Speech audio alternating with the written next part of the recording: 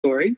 And then, being Rolling Stone, right? They're not just some schmo who repeats something that he read somewhere and, and prints it like it's gospel. Right. So, they are checking, double checking, fact checking. Right. They're, that very, Brian Hyatt is, he's a badass writer and journalist, fantastic reputation. Sure. And so he had to check. And I have been very quiet about the details of Van Halen. We talked and I told you guys stuff and I've told some people things and obviously Lost Boy incorporated a lot of things. Sure.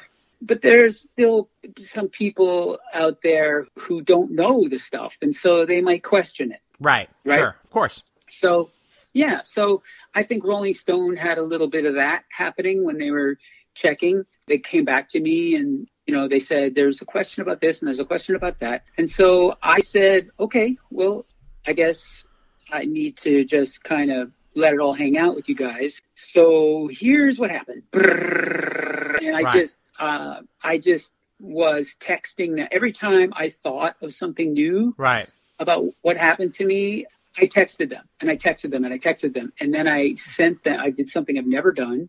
I sent them all the music. All the music. What do you mean? All of the music. Like all the music you recorded with Van Halen, you mean?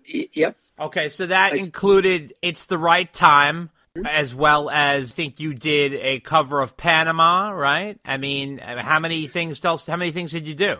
There was Panama, What Love Can Do, I think Why Can't This Be Love? I forget. There's a couple more. Right. Here's the thing, man. Like, I have mad respect for Ed and love for Ed. Right. When Ed and I were close, we were really close. Right. And he was like my brother. He was like my big brother. Right. And I never wanted to do anything to hurt him or his legacy. Of course not. Yeah. Right. Yeah. So, why do that? Right. Why would anybody do that? So I never let that music out because the music is it was a rehearsal pretty much. Yeah. He told me scratch. He told me you're not auditioning. We're just rehearsing with you. Right. And I'm like, yeah, sure, whatever.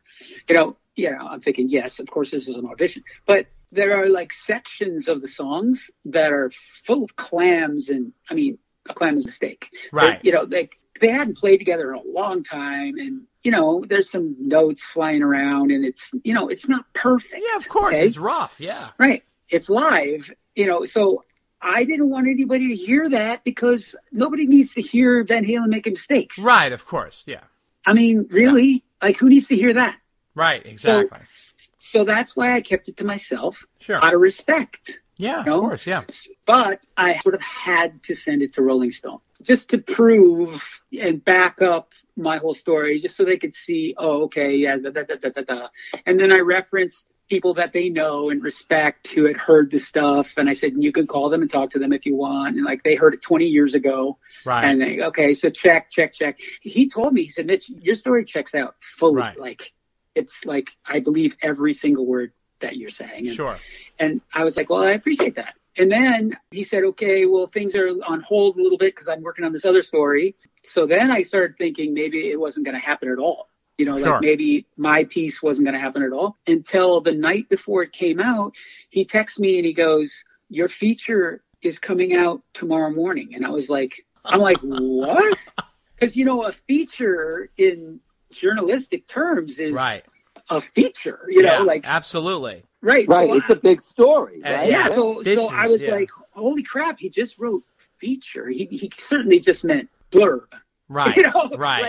Right. You're one sentence because I still thought that's what he meant. I just thought he misspoke or something, right? So then I texted him because since I had done the story, I had formed Malloy, recorded my therapy, and did the video. Sure. And so I thought, well, what would it hurt for me to just tell him about? So I just sent him the links to Malloy, just and this is just something new, side thing that I'm doing.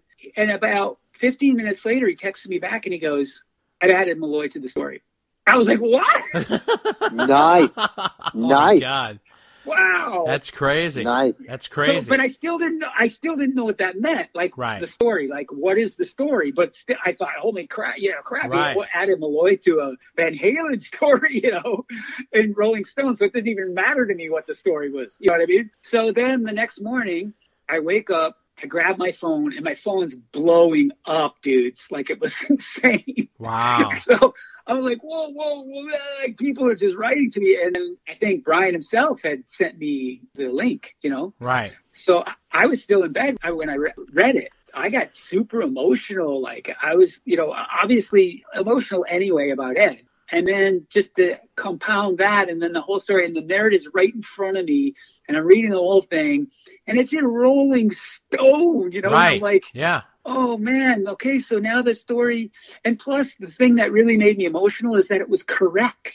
Yeah, that's true. And it was, it was also really, I have to be honest with you, I'm 51 years old. I've been reading Rolling Stone since I'm like, say 13, okay? Yeah. I have never seen an article like that in there in terms of length, detail, and they let you basically, it's like your voice. It's not even like quotes. It's like you wrote the article. Dude, I almost cried at the end. Yeah. Because I was like, finally, this is out. So for me, it was never that important that the Van Halen thing be told. Right. It wasn't like, I gotta do this, like I waited forever to do that Lost Boy thing. Right. And then finally I agreed to do that because I thought, this would be good. My daughter should see this. And it was like it was personal for me, like I wanted my family to know about it. And then, years passed and I'm like, yeah, that's there and whatever. And then after that, so many falsehoods come out. Right. That like people just print things that they read somebody else made up. Yeah, it's internet stuff, And they print it as fact. And I'm reading it and I'm going, that is not what happened. Yeah, that's true. That's true. And there's nothing you can do. Mm-hmm. There's nothing you can do. You can't like go on there and go, I'm Mitch Malloy and this doesn't, that'd just be lame. Right. So you forget about it and then another one comes and then it pisses you off and then you forget about it and then you read another one and it pisses you, So finally you stop reading them is what I did. So to have the story told with so much accuracy in the magazine of magazines for rock, for me, it just felt like sort of a milestone. Right.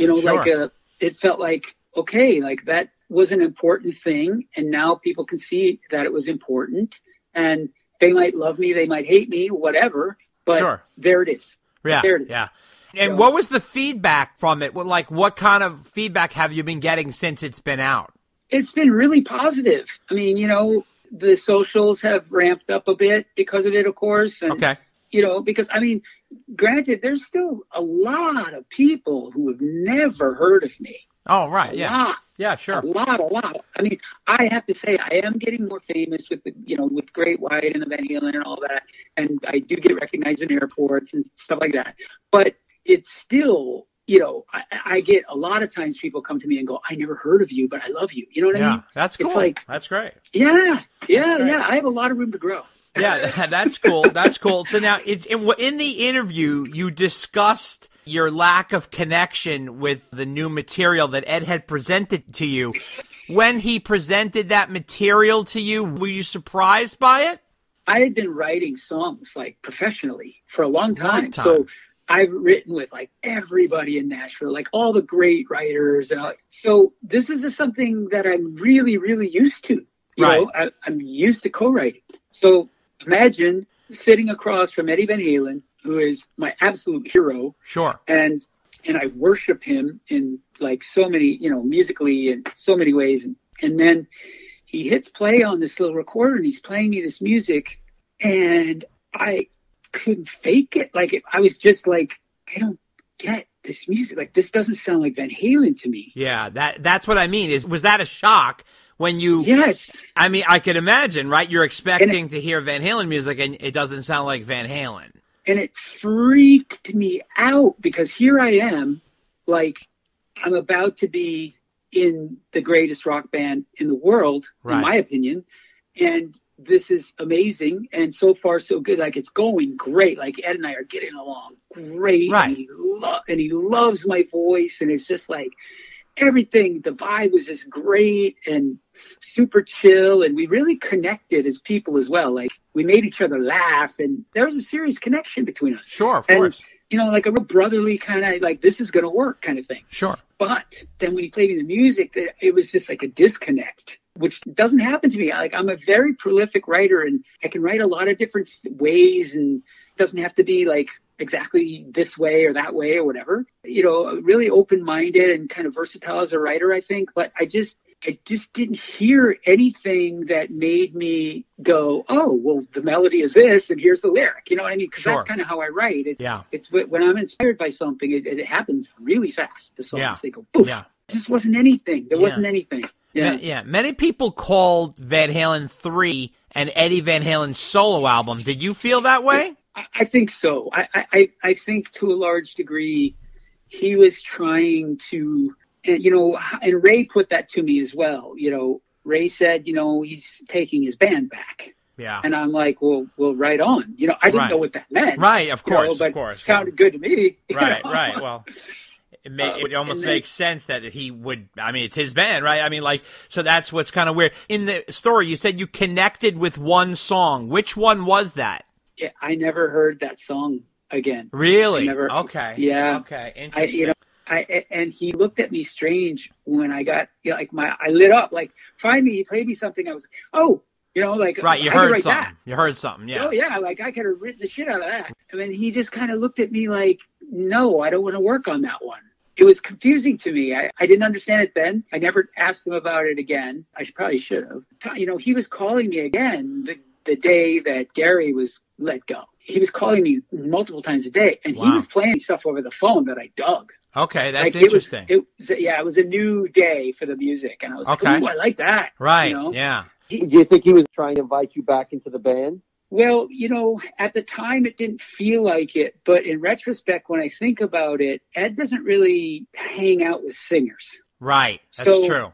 I think absolutely that was happening, but he asked me what I thought he should do, sort of hesitantly asked me that. I think we covered that probably the last time I was on. Mm-hmm. Oh, yeah. Right, yeah, because you said you should get back with Dave, and he got angry. Right. I said, he got really angry. Which is the most common sense thing anybody could ever have said to him. Right. I mean, the fact that he was so surprised you said that to him surprises us, because it just seems like the most obvious slam dunk answer anybody would give Ed. Even someone off the street. You were the only one who had the cojones to do it. Well, yeah, I do have those. And that's why he loved me. He used to say that to me.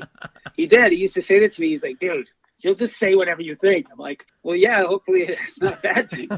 But, you know, but in retrospect, if you think about it, why would he ask me? And why would he respond like that unless I didn't give him the answer that he wanted? I get the feeling, Mitch, after reading the story and also speaking to you prior, you get the feeling that Ed kind of beats around the bush. He doesn't kind of come out with like, hey, why don't you come over? You like some of the new stuff? Let's sing some. It's almost like, what do you think? What do you think? What do you think? And you're like, you were honest and straightforward and straight up. Yeah. You're like, I think you should get Dave back, which is a common sense answer to us if you think about it. But he, in his mind, he has the agenda of, well, you're trying to say, well, I think I should come over there and we should write some of those songs.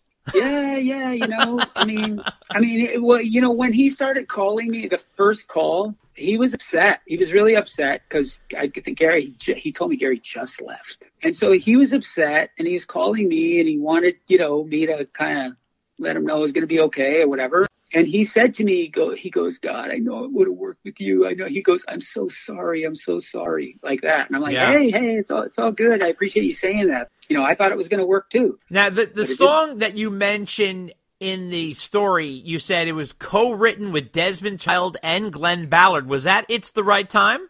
Okay, so Ed was floating that music around, apparently, because Gary has a version I didn't know about. Yep. Until, That's why I love you. Yep. Yeah, right. I didn't know about that until way after It's the Right Time was, you know, written, whatever, and I never heard it, obviously, till after. But Yeah, when I got there, the song was a different song that he wrote with those two guys. And it was a horrible song, straight up. And I'm sorry, those guys are amazingly talented. Sure. Massive songwriter, producers, both of them in their own right. I just absolutely respect the heck out of both of them.